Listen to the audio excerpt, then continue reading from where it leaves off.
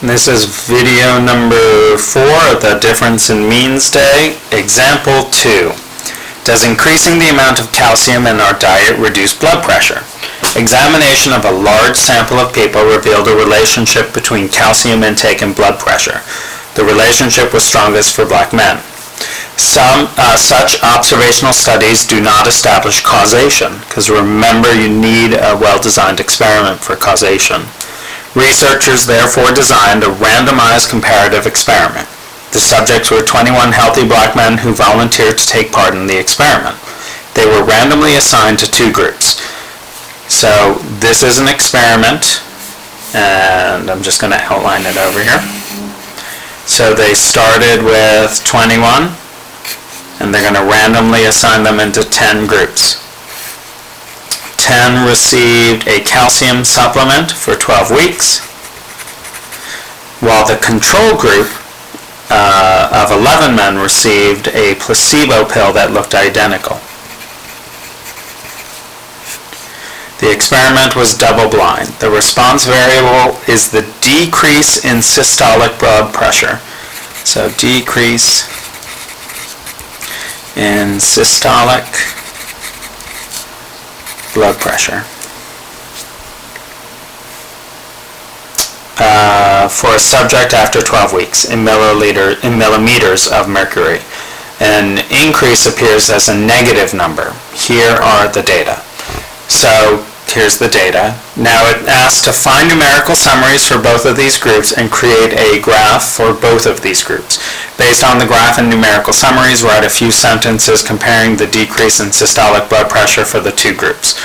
So I'm going to do the summaries over here because there's going to be quite a bit.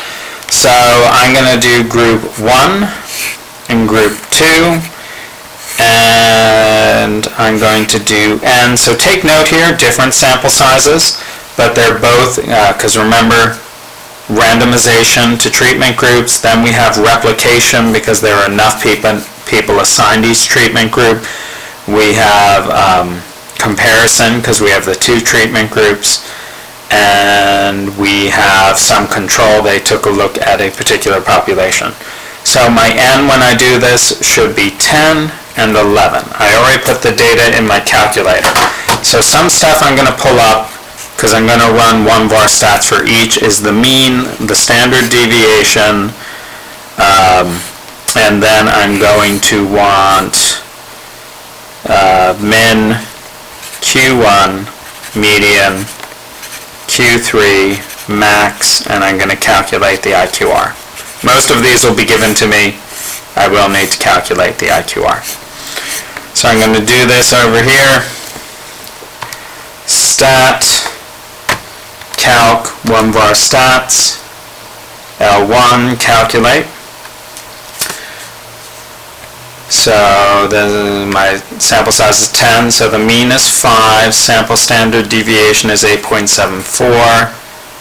And then -5, -3, 4, 11, 18, and the IQR is going to be Q3 minus Q1, which is a 14. Okay, stat, calc, 1 var stats. Second list is in L2. Calculate. The mean is -0.27. Standard deviation is 5.9, minimum, whoops, stat, calc, 1 var stats, L2. So the minimum is -11, below this one. Q1 is -3, the same. Median is -1, Q3 is 3, maximum is 12, and my IQR, 3 minus -3 is 6. So I can really quickly look at 3 times 1.5 times 6, which is 3 plus 1.5 times 6, which is 9. That's 12. 11 plus 1.5 times 18, because I'm going to create box plots. So now, although I'm about to create box plots because my calculator does them nicely and it's easy to put them on paper, when I do my comparisons, I'm going to use the mean and the standard deviation because I already know we're going to do a confidence interval or a hypothesis test for a difference of means. So, go to stat plot, got to turn plot 1 on, and I'm going to switch it to the box plot that shows outliers. Hello, Ruckus. And plot 2, I'm going to turn it on to the box plot that shows outliers, but switch that to L2, and then zoom 9. Okay. So, here I'm going to trace, I want to get a sense, the maximum, the largest is 18, the minimum negative 11, so I'm going to do this. Say negative 18, negative 17, negative 16, negative 15, negative 14, negative 13, negative 12, negative 10, negative 8, negative 6, negative 4, negative 2, 0. Oh Lord, I did not space this enough. Okay. So, let's do every other one. So this would be negative 18, negative 16, negative 14, negative 12, negative 10, negative 8, negative 6, negative 4, negative 2, 0, 2, 4, 6, 8, 10, 12, 14, 16, 18. Not as cute as I would like, but a nice reminder that this is not AP Art Studio. And now this is a difference in systolic,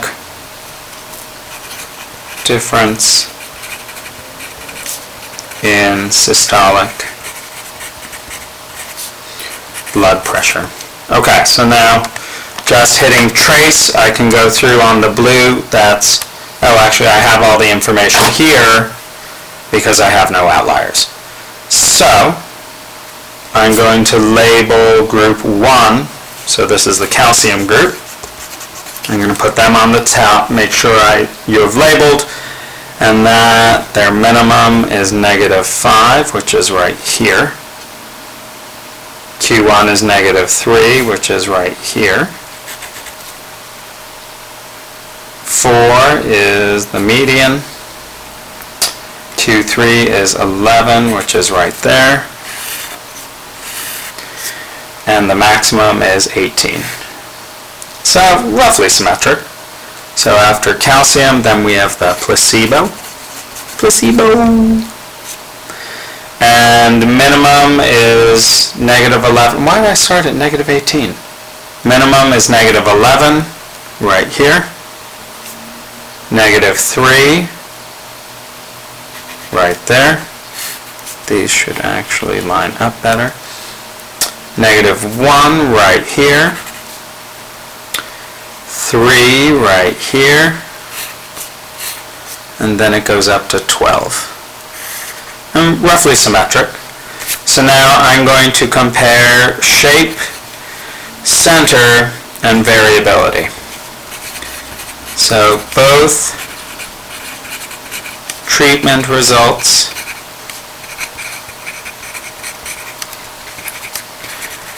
are approximately symmetric.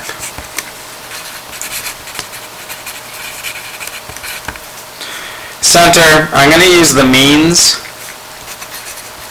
The mean of the calcium group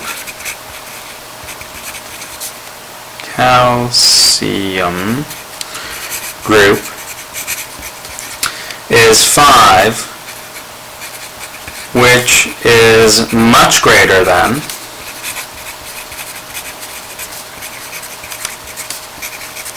the mean of the placebo group,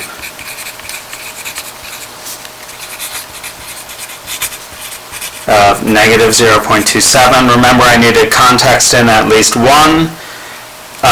And I'm going to leave a little note for myself here. A negative is an increase. So the placebo group, on average, showed an increase. That's probably going to become important later. I'm not certain yet. And variability, I'm going to use standard deviation. The standard deviation of the calcium group